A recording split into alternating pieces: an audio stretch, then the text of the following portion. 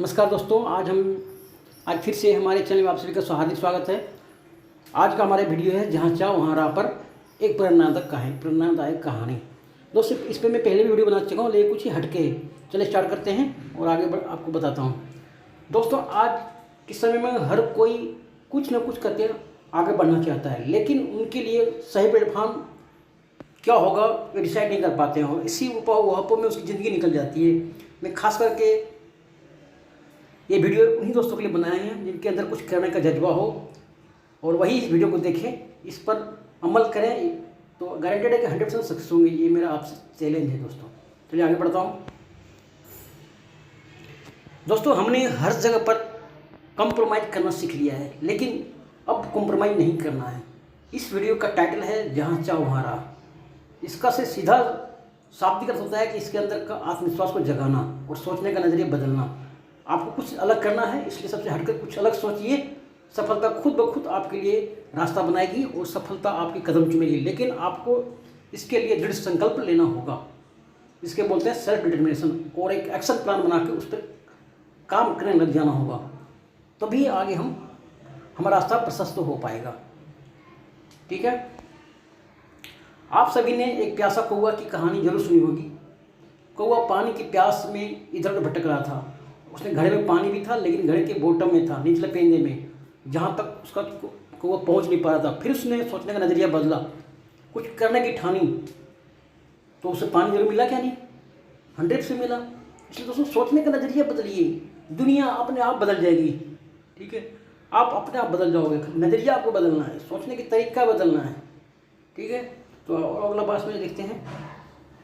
दोस्तों मैं आप लोग को एक और कहानी बताना चाहता हूँ। एक बार की बात है, किस देश में अचानक आकाशवाणी होती है कि इस देश में अगले 4 साल तक वर्षा नहीं होगी। यह आकाशवाणी सुनकर उस देश के सारे लोग अपने रोजगार के लिए इधर उधर जाने लगे। लेकिन उसी देश में एक किसान अपनी छोटी पुत्री के साथ रहता था। जब वहाँ पे आकाशवाणी हुई तो सब लोग अपने रोजगार ढूंढने के लिए इधर जाने लगे। लेकिन उसी गाँव में एक किसान, छोटी सी किसान अपनी छोटी पुत्री के साथ रहता था। अब देखिए आगे क्या होता है। तो उसी लड़की का फिर नाव बना करके खेलती कूदती थी, है ना। किसान की बेटी रोज कागज़ का नाव बनाकर खेलती थी, पानी में चलाती थी। तो एक दिन किसान ने उसे नाव बनाते हुए देखकर बोला, ये आप क्या कर रही हो? तुमने सुना नहीं आकाशवाणी ने क्या कहा है? इस देश में 4 साल तक कोई वर्षा नहीं होगी। फिर ये नाव कहाँ चलाओगी?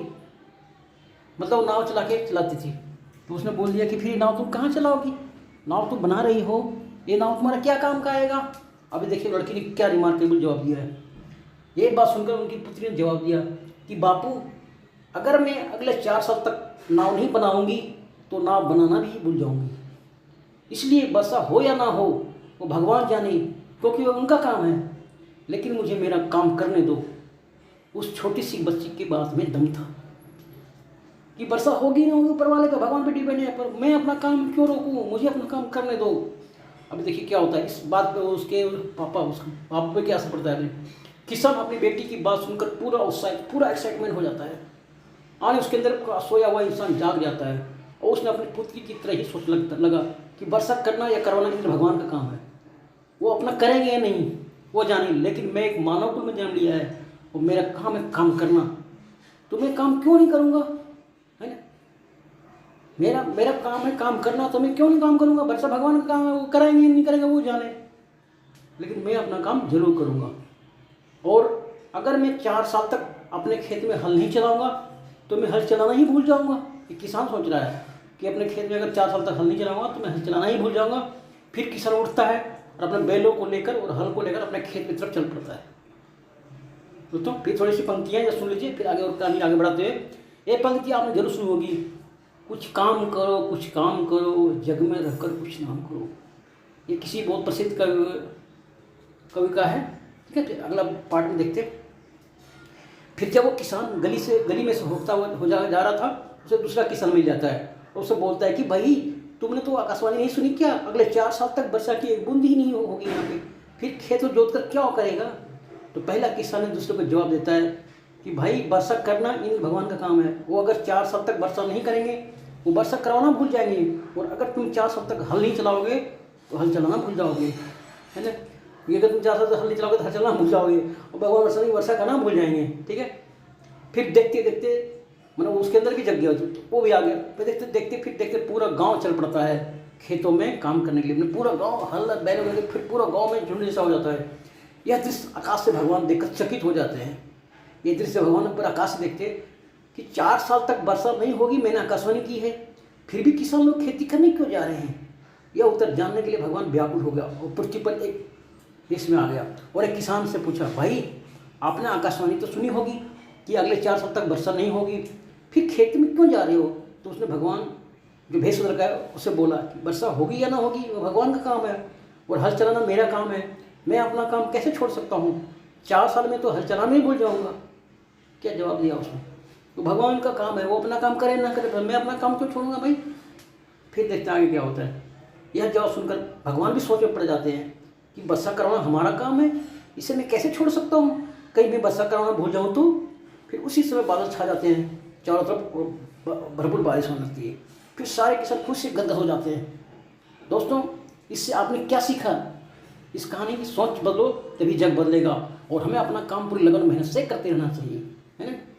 इस कहानी से जो जब देश गुलाम था तो देश को आज़ाद करवाने के लिए बीड़ा महात्मा गांधी ने उठाया था। वो जेल गए, लाठियाँ खाई, फिर भी हार नहीं मानी। सिचुएशन कैसा भी हो उन्हें मंजिल दिख रही थी, तभी उन्होंने उनके आगे अंग्रेजों को झुकना पड़ा और देश आज़ाद हुआ, है ना। दोस्तों, जब आप ठान लेते हैं कोशिश करने की तो असफलता अपने आप छट जाती है, साइड हो जाती है ना। आपने कई कहानियों की हिमालय पर पर्वतारोहियों की कहानी सुनी होगी। जो बड़े बड़े वैज्ञानिक हैं जैसे Albert Einstein, Marconi, Robert brothers, इन लोगों ने अपने अंदर जुनून नहीं पैदा किया होता तो आज हम अंधेरे में होते। फ़ोन क्या होता पता नहीं चलता, कोई हवाई जहाज पर उड़ता पता चलता, हमें पता ही नहीं था। तो दोस्तों, हमें अपने सपनों को पकड़ के रखना है, तभी आगे बढ़ सकते हैं। दोस्तों, ये वीडियो आपको कैसे लगी कमेंट्स करके जरूर बताना। थैंक यू दोस्तों, फिर मैं हाजिर होऊंगा कोई नई वीडियो को लेकर। Okay, bye.